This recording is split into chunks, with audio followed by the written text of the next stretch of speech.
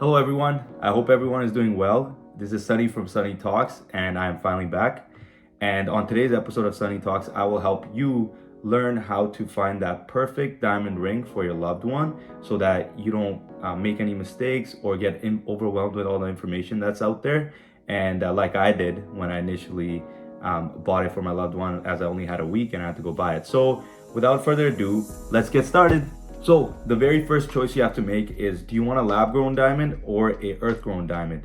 So personally for me, I decided to choose the lab grown diamond just because it's a lot cheaper and the physical and chemical properties of both of them are indistinguishable, and you can only see the differences between the two by using a microscope. So I was like, I'll get a lab grown because it's a lot cheaper. I can get a bigger ring for my partner. So that was my reasoning for lab grown. However, you have to get a certificate for both of them. So GIA certificate for earth grown and then IGI certificate for lab grown, just to make sure the diamond's real and all of that. So that's my first, that's the first choice you have to make. And then now we're gonna go over 5 characteristics of a diamond ring I wanna recommend to you, and also I want you to learn so that when you go in there, you're prepared and you can just go buy what you wanna buy or buy it online.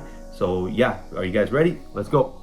So the very first thing that you're gonna look at is the cut. So the cut ranges from very poor to ideal. And I would recommend at least being at the range of very good, excellent, or ideal, because cut means like it's reflecting the light. How well does it reflect the light? And then the better it reflects the light, the more sparkly the diamond will look and appear. So when they say it's gonna blind the other individual, right? So that's what you want. So my cut, the one that I got, is right there, and it was ideal. So it was kind of flawless. So it is very sparkly. The ring is very sparkly. So the second characteristic that you have to look at is the color now. The color ranges from a alphabet of D to Z, and Z meaning like it's kind of yellow, so you don't want that. So the colorless area is basically D to about J. That's usually the colorless area. That means it's gonna be white. Like it's not gonna have any yellow characteristics, and that's what I want for you, because it wouldn't make sense if it's kind of reflecting yellow light, because then it kind of doesn't look as real. So what I ended up getting was the color F right here. So F means like it's pretty colorless. So the third characteristic is clarity. Are there basically any imperfections in the diamond? And it ranges from I3 to FL. FL is basically flawless, so there's no imperfections. You can take a microscope and it's completely like flawless. I would recommend at least having S1 or higher, because that would kind of get into that flawless feeling in terms of the naked eye, so you won't be able to see any imperfections. So what I ended up getting is VVS 1 and right there. So VVS 1, I don't see any imperfections when I look at the diamond, and in a microscope, when I looked in it through a microscope, there was nothing really. I couldn't really tell. Maybe an expert could tell, but yeah, I found it like pretty flawless. That's what I got, and I'm really happy with it, and so is my partners. So the fourth characteristic of the diamond that you look for is the carat. So like kind of the size of the diamond. How big do you want the diamond?